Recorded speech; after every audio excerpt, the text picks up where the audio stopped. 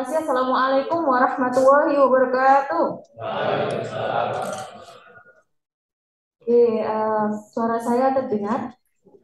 Merdu atau serak-serak?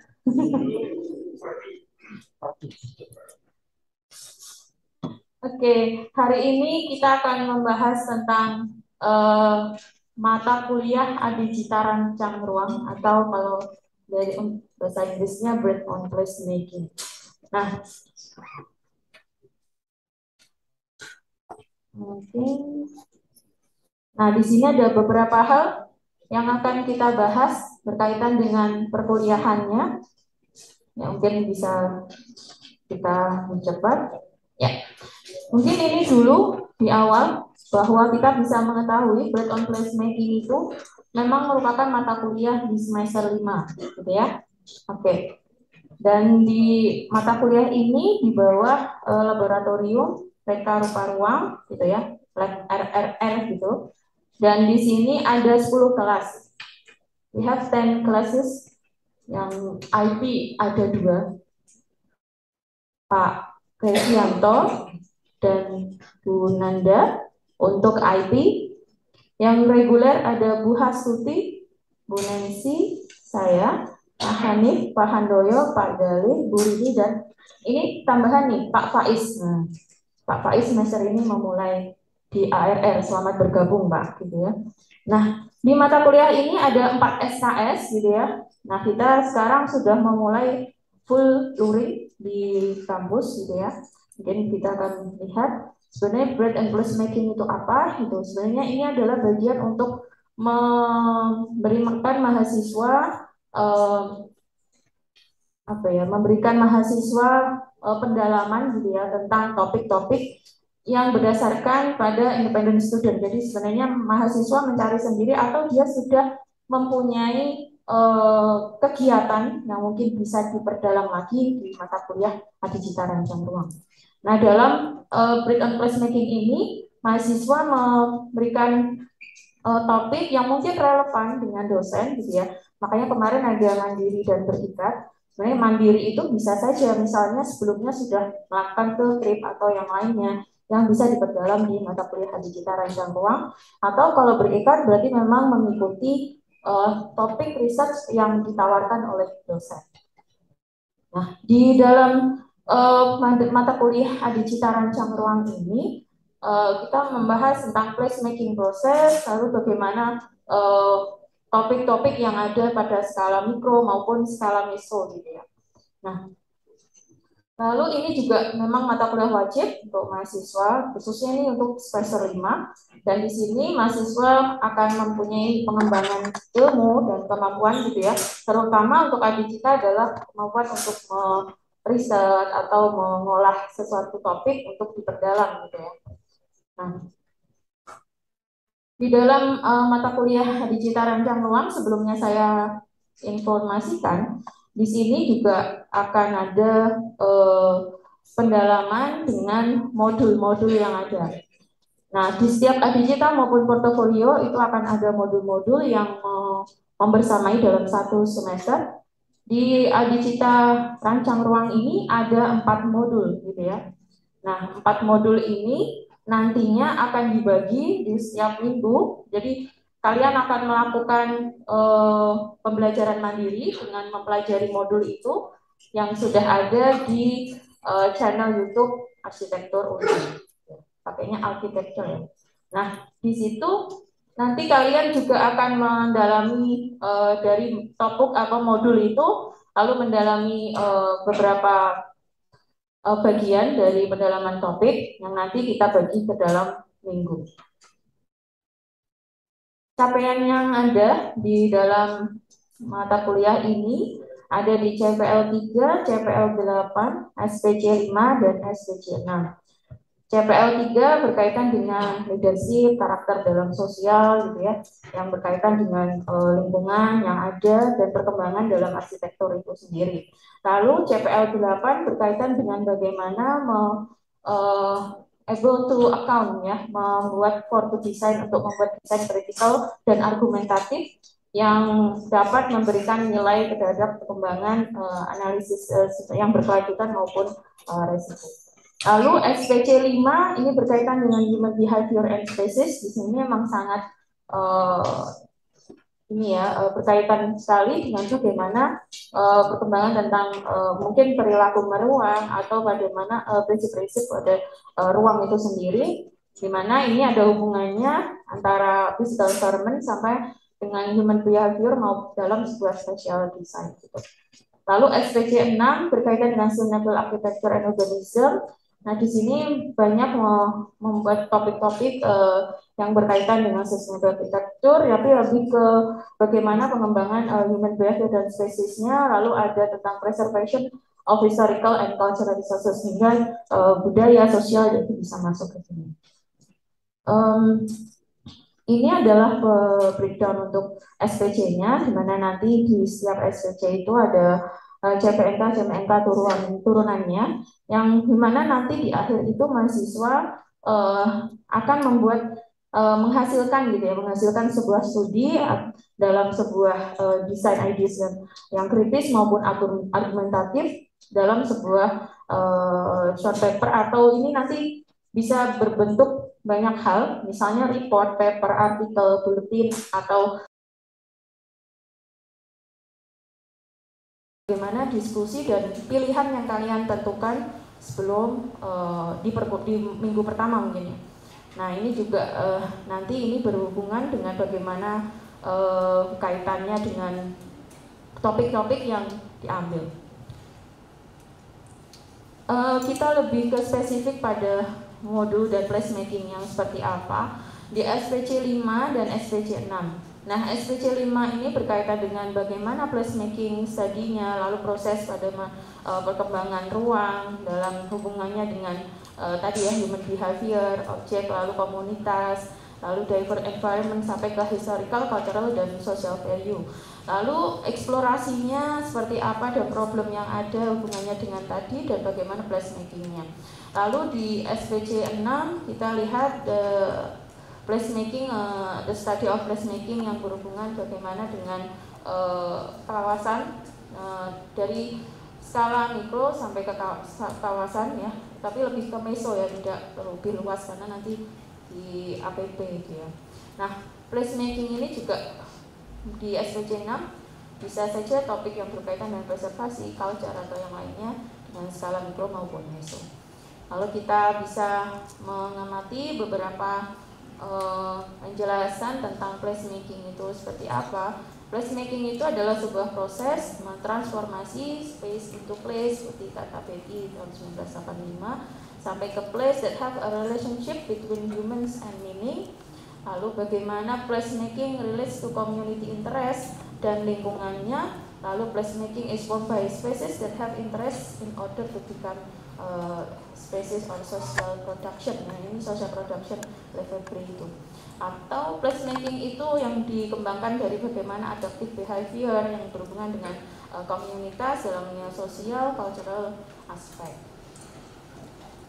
Nah, untuk modul sudah lengkap ada di YouTube channelnya Arsitektur UID ya, dan nanti dicari di playlist itu yang break on placemaking maupun yang supporting lecture series for all BMB. Jadi ada dua, yang utama itu yang break on placemaking ya, yang ini adalah untuk supporting lecture-nya.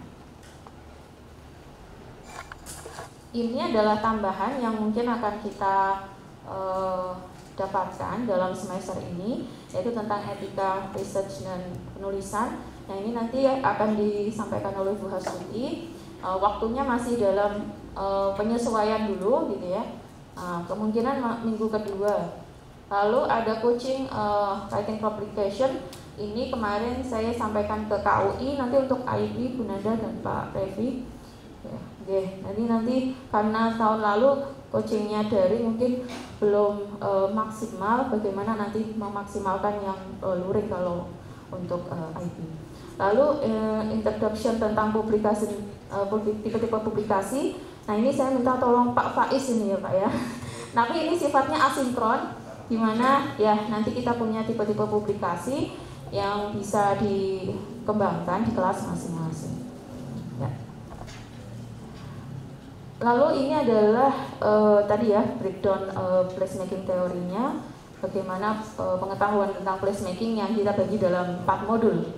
Yang pertama teori of placemaking, apa itu placemaking? Di dalamnya membahas tentang definisi tentang placemaking, transformasi ruangnya seperti apa secara teori ya. Lalu hubungan antara manusia, space dan meaning. Lalu ada space in adaptive community as a production space.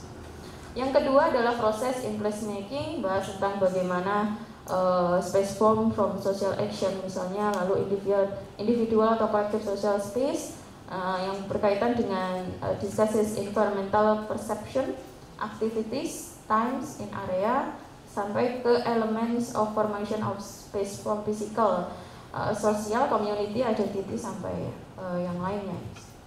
Lalu yang ketiga, modul ketiga berkaitan dengan precedent in placemaking.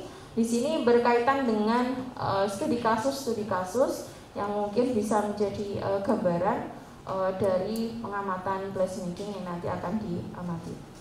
Yang keempat adalah modul 4, modeling in artificial environment. Ini adalah cara menganalisis yang mungkin bisa digunakan dengan serial vision. Ya, ini sudah lengkap ada di YouTube untuk modulnya, dan di setiap modul ini akan di assessment gitu ya, ada penilaiannya. Nah, ini penilaiannya untuk modul. Jadi di modul 1 nanti ada assessmentnya berupa multiple choice. Lalu modul 2 juga pilihan ganda. Mohon maaf ini belum saya edit. Modul 3 itu bukan multiple choice tapi essay gitu ya, yang berkaitan dengan case study. Lalu modul 4, nah ini lebih ke mengamati topik yang digunakan dan menggunakan serial vision sebagai analisisnya misalnya. Nah, dari situ kita melihat yang paling utama modul ini, lalu apa yang dikerjakan di kelas itu sebagai independent project. Nah, di sini ini yang menjadi bagian dari produk yang akan dihasilkan. Kalau ini kita gambarkan bagaimana, tadi kita membahas modul, sekarang kita membahas independent project-nya, di mana di sini akan ada setiap proses ya, independent project 1, 2, 3, dan 4, di mana nantinya ini menjadi bagian dari proses perkuliahan. Di awal kita membahas tentang introduction atau topic screening, lalu literature study, ada data analysis dan compiling, lalu ada conclusion dan finding. Dan ini nanti juga mengenai format itu tergantung dari report yang akan digunakan untuk final produknya. Schedule-nya ini ada 14 kali pertemuan dan 2 kali pertemuan untuk UTS dan UAS yang dimulai dari hari ini tanggal 5 September gitu ya, sampai 21 Oktober untuk sebelum UTS, setelah UTS sampai 23 Desember. Nah, dan ini kita lakukan secara luring 100% gitu ya. Ini adalah bagian dari proses per minggunya yang ada di ARR. Yang pertama yaitu tentang introduction, hari ini ya dibahas di kelas besar. Lalu nanti di kelas masing-masing membahas tentang introduction atau state of the art sampai ke bagaimana research gap di awal ya. Jadi mengkaitkan topik yang kalian ambil gitu ya. Lalu lebih diperdalam, dimatangkan gitu ya. Dan ini juga sudah harus mengambil. Jadi kalau kita lihat di sini dari minggu pertama ke minggu ketiga ini sudah harus mengambil modul 3. Jadi kalau bisa kalian minggu pertama itu sudah melihat modul 1 agar nanti minggu kedua dan ketiga pembahasan tentang teori ini sudah masuk di kelas gitu. Lalu ini project di kelasnya sampai ke problem identification and problem formulation, misalnya seperti itu. Ini sama sudah ada, nanti kita share RPS yang sudah tertanda tangan ya Pak Gari ya Pak. Oke. Nah, yang menjadi garis besar di sini di minggu ke-7 ini akan ada presentasi Mafinikologium 1 ya. Jadi presentasi tapi ini di kelas masing-masing, atau mungkin nanti kalau yang ada di Yang penting pokoknya minggu itu adalah minggu untuk mempresentasikan hasil selama 6 minggu gitu ya. Nah, itu untuk ke kolokium 1 gitu. Nah, untuk midterm-nya ini ada pada assessment jadi keseluruhan gitu ya. Dan ini ada UTS luringnya, pengumpulan tugas, dan ada mengerjakan assessment yang ada. Nah, sebenarnya untuk assessment 3 dan 4 ini nanti sudah bisa